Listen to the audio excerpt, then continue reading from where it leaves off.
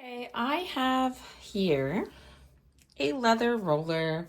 So what I'm going to do today is I'm going to try and recondition my roller with a bit of a mutton tallow treatment, which is information that I found in the Tamarind book of lithography. So first of all, I'm going to be going around and giving my roller a scrape. Not too hard of a scrape, but a scrape to get off the old ink. And then once I have scraped all around in both directions, I will be slathering my roller in tallow. Now that I've started doing stone lithography again, I thought I should really put this beautiful roller back into use. And hopefully I'll be able to get it back into a nice working condition. I'm getting quite a bit of ink off, which is good because I was a little scared to even unwrap my roller and find that it had all dried on. This leather roller is actually one I bought many years ago in Japan, and it has traveled the world with me. What do I have here? I have some lamb tallow. Tamarind book said mutton tallow, couldn't find any of that, so I'm hoping lamb tallow will do the trick.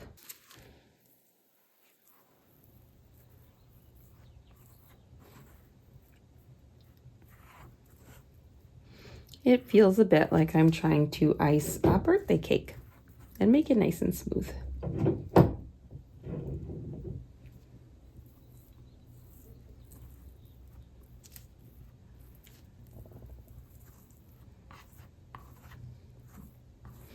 I don't know how much I'm supposed to put on, but I'm just gonna give it a good coating because I'll be scraping it off anyway. Even though this tallow is meant for cooking, I will not be using it for cooking. This will be a roller tallow. I've already dipped some ink in there, so anything that is for printmaking should be only for printmaking.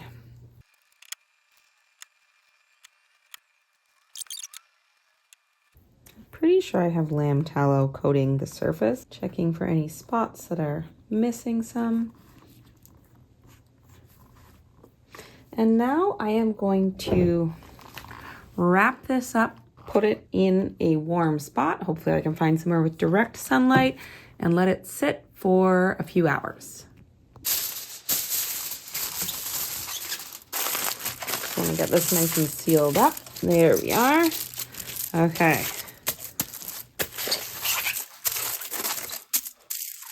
We have applied our coating of fat and our coating of foil, and now this needs to roast.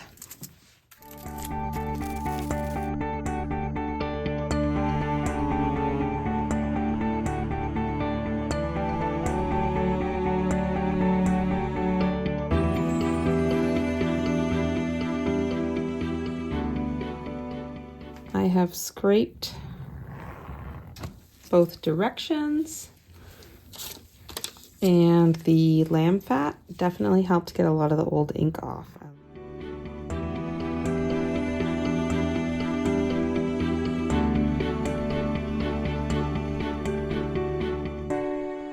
I'm going to scrape this down, roll it up with ink again, and then I will start using it. Eventually, when I use this for printing, I don't want my ink to be too loose, so I need to make sure that all the tallow has been removed.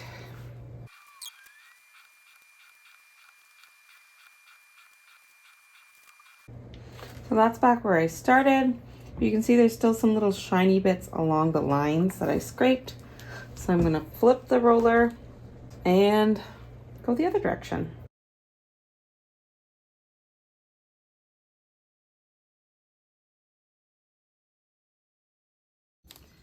There we go.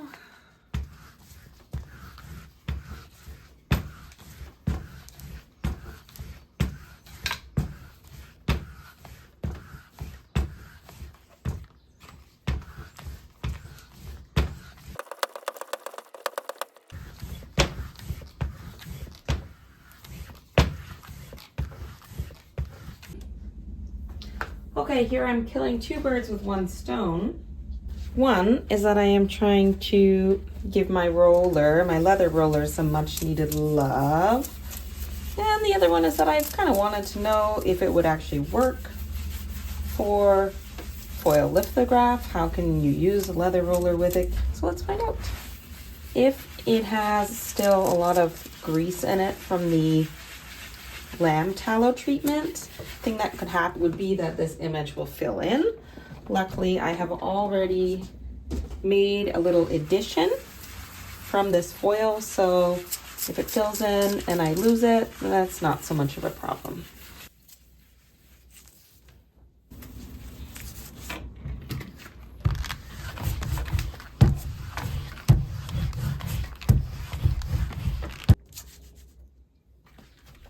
What I noticed most is that it's hard to keep the foil from sliding around.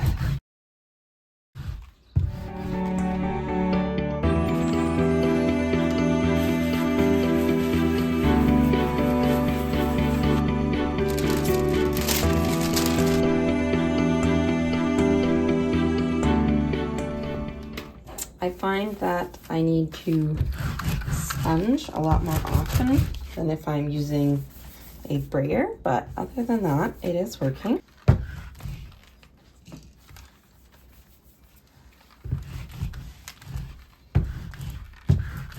Let's do another print.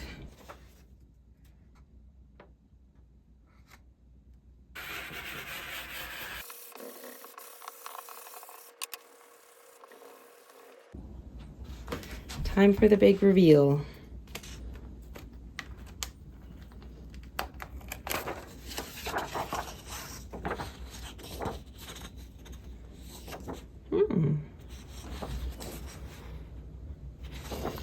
Maybe use a little bit more to push those blacks, but so far so good. After testing my leather roller on an old foil litho plate, I wrapped it in some plastic and set it aside for another day, which hopefully will be soon because regular use will keep my roller happy. As for the question of using a leather roller for a foil litho, of course it works, but I actually find that a brayer or a rubber roller is easier to use. Thanks for joining me for another session in my home litho studio.